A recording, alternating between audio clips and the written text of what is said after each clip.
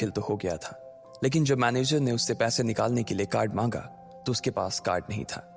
उसकी फटेहाल हालत देखकर पहले ही मैनेजर को गुस्सा आ रहा था और उसमें लकी ने ये डिमांड रख दी थी कि वो फिंगरप्रिंट से पैसे निकलवाना चाहता था। लेकिन पानी तब सर के ऊपर से निकल गया जब उंगली मैच नहीं हुई।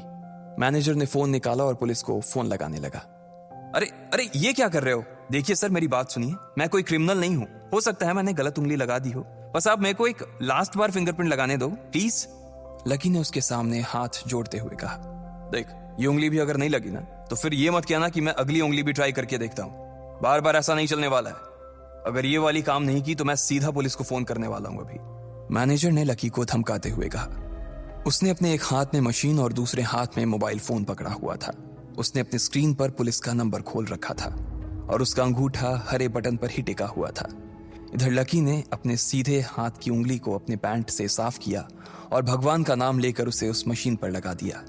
जैसे ही उसकी उंगली उस मशीन पर पड़ी, अब की बार फिर मशीन से एक आवाज आई और वो चमक कर हरी हो उठी। तभी मैनेजर के मोबाइल पर एक मैसेज आया। मैनेजर ने उस मैसेज को पढ़ना शुरू किया। Verification successful.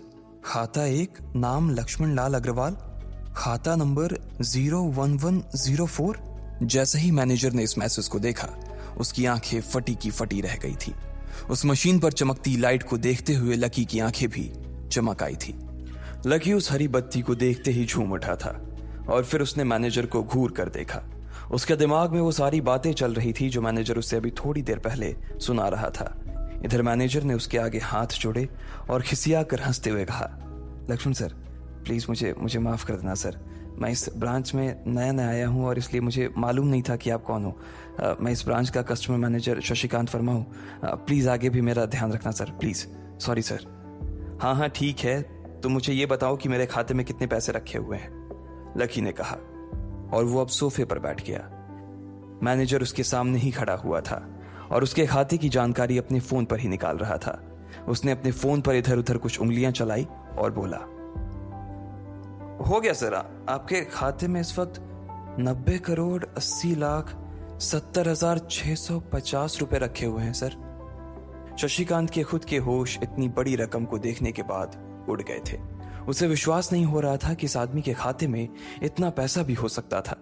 लकी की शक्ल देखकर तो यही लग रहा था कि उसकी उम्र 20 से 22 साल से ज्यादा नहीं थी।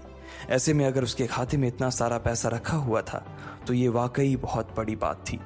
शशिकांत अपने मन में ये सोच रहा था कि दुनिया के 99% लोग ही अपनी पूरी जिंदगी काम करने के बाद भी इतना पैसा नहीं कमा सकते थे जितना कि लकी के खाते में इतनी छोटी सी उम्र में रखा हुआ था।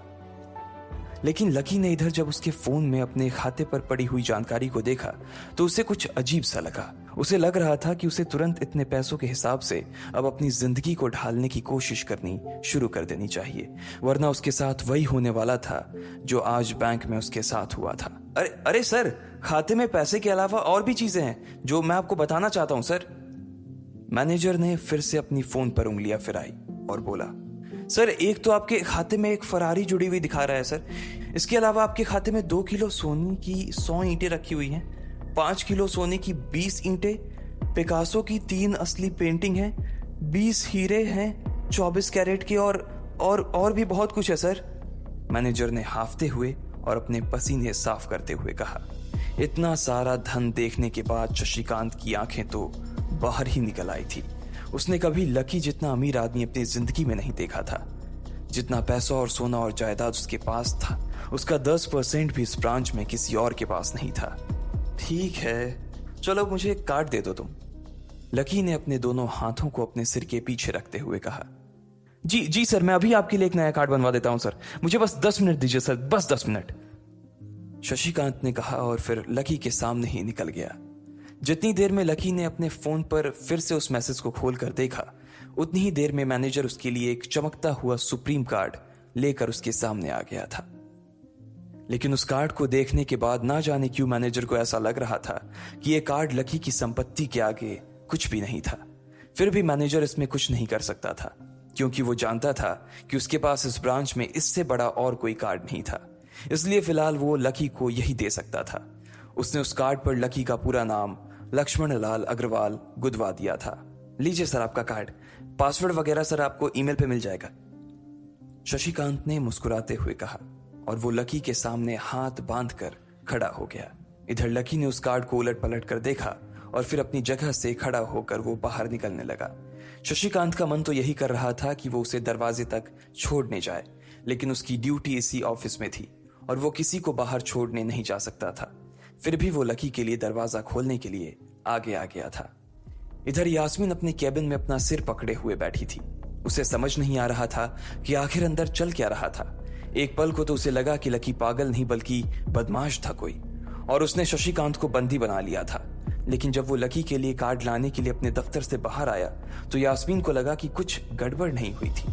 फिर ये इतनी जल्दी में कहां जा रहे हैं, उसने अपने आप से पूछा।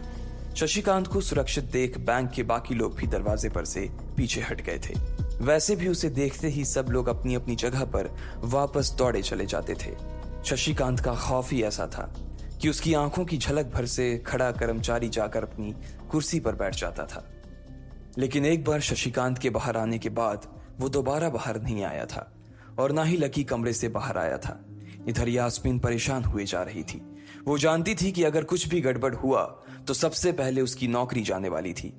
उसने बड़ी मुश्किल से और मेहनत करके इस नौकरी को हासिल किया था और वो किसी पागल की वजह से इसे अपने हाथ से नहीं जाने देना चाहती थी।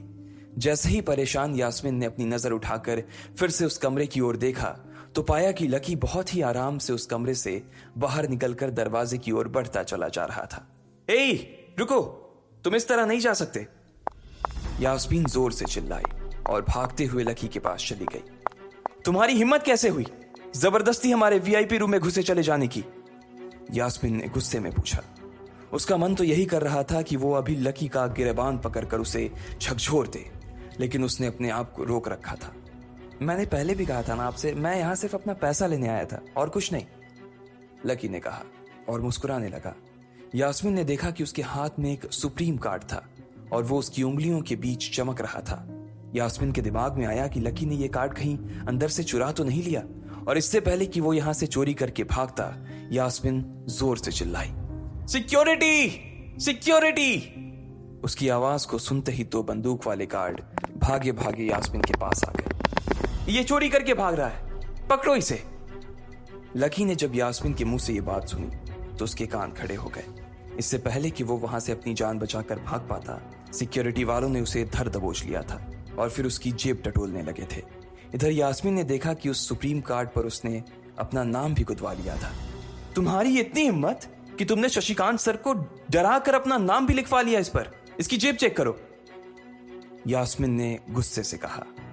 दोनों में से एक गार्ड लकी की जेब टटोलने लगा था।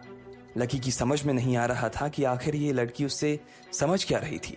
अगर उसे उसके खाते या इसकी संपत्ति या सिर्फ इसके परिवार के बारे में भी पता चल जाता तो भी यास्मीन उसके पैरों में गिर जाती।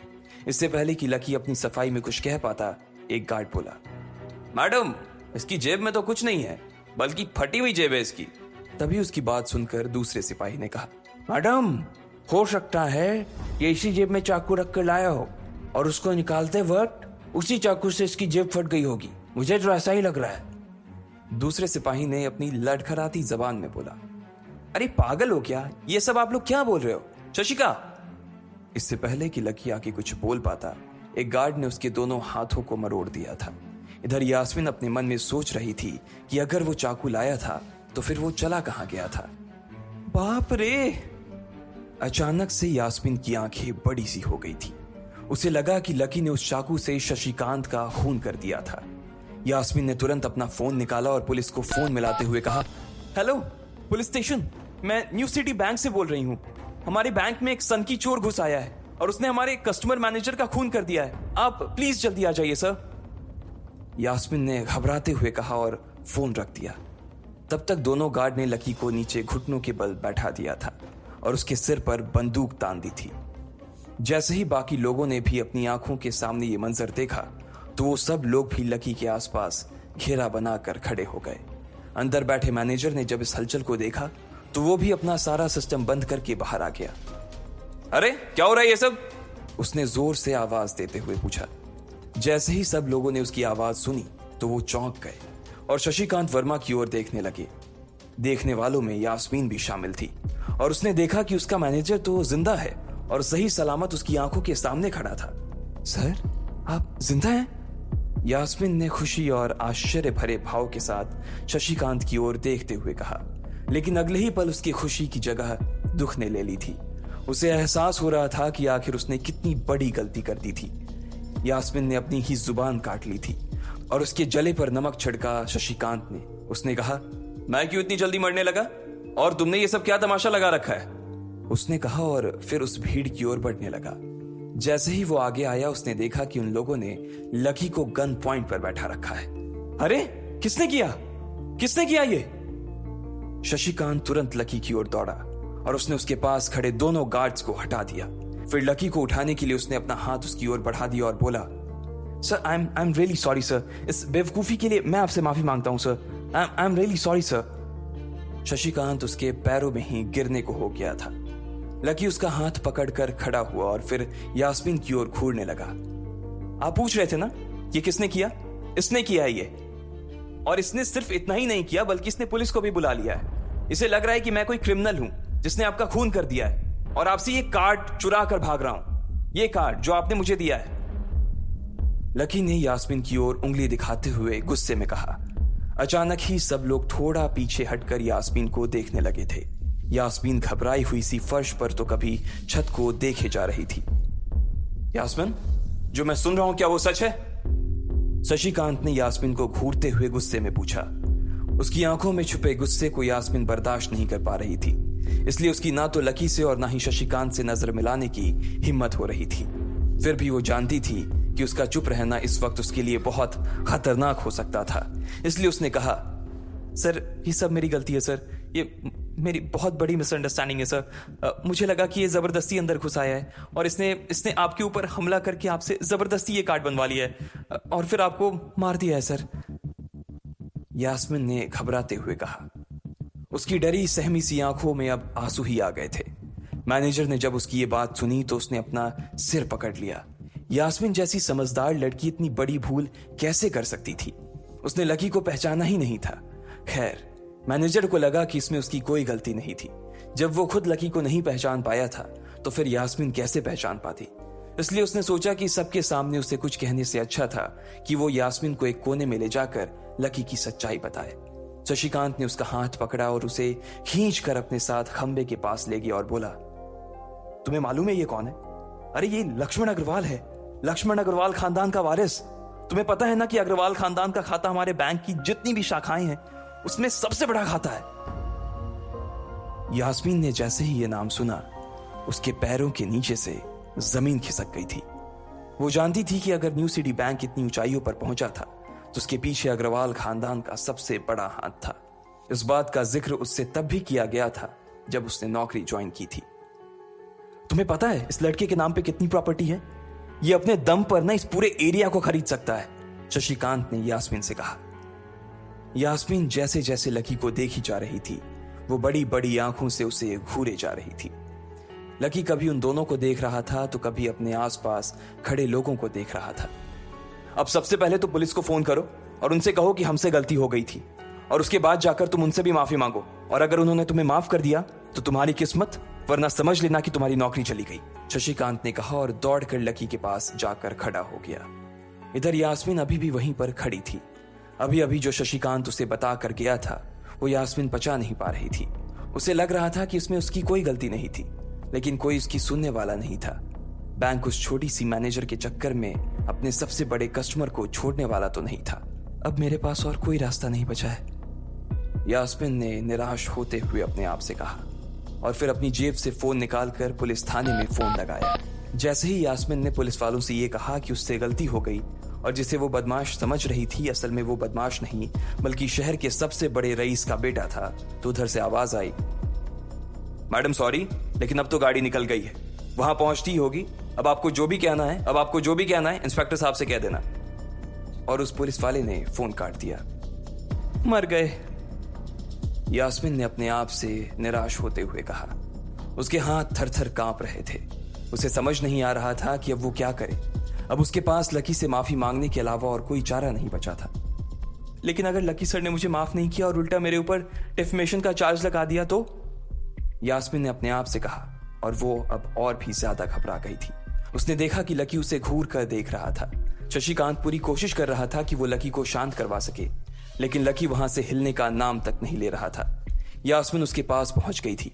वैसे तो वो जानती थी कि उसे माफी मांगने से उसकी किस्मत बदलने वाली तो थी नहीं, फिर भी उसने एक बार कोशिश करनी चाहिए और लकी से कहा, सर मैं आपको गलत समझ रही थी सर, एक्चुअली आपके। यास्मीन ने उसके कपड़े को देखा और एक सांस लेते हुए आगे बोली, सर प्लीज मुझे माफ कर दीजिए सर, मेरी इंटेंशन आपको हर्ट करने की बिल्कुल भी नहीं थी। मैं तो जो कुछ कर रही थी बैंक की सेफ्टी के लिए कर रही थी सर। यास्मीन ने गिड़गिड़ाते हुए कहा और नीचे देखने लगी। इट्स ओके, कोई बात नहीं है, लकी ने कहा और उसके हाथ से अपना सुप्रीम कार्ड लेकर निकल गया। यास्मीन को अपने कानों पर तो विश्वास ही नहीं हो रहा था। वो मान ही नहीं पा रही थी कि लकी ने उसे माफ कर दिया था। उधर लकी को अपने आप पर विश्वास नहीं हो रहा था कि वो रातों रात इतना अमीर हो गया था। आखिर लकी इतने पैसों का क्या करने वाला था? क्या उसके खाते की बैलेंस की तरह वो भी रातों रात बदल जाता? ये पैसा उसकी जिंदगी को क्या दिशा देने वाले थे? आपको क्या लगता है, क्या होंगे इन सभी सवालों के जवाब? कमेंट बॉक्स में कमेंट करके जरूर बताएं। और सभी सवालों के जवाब को जानने के लिए सुनते रहिए इंस्टा मिलीनियर सिर्फ पॉकेट एफएम पर। पेज में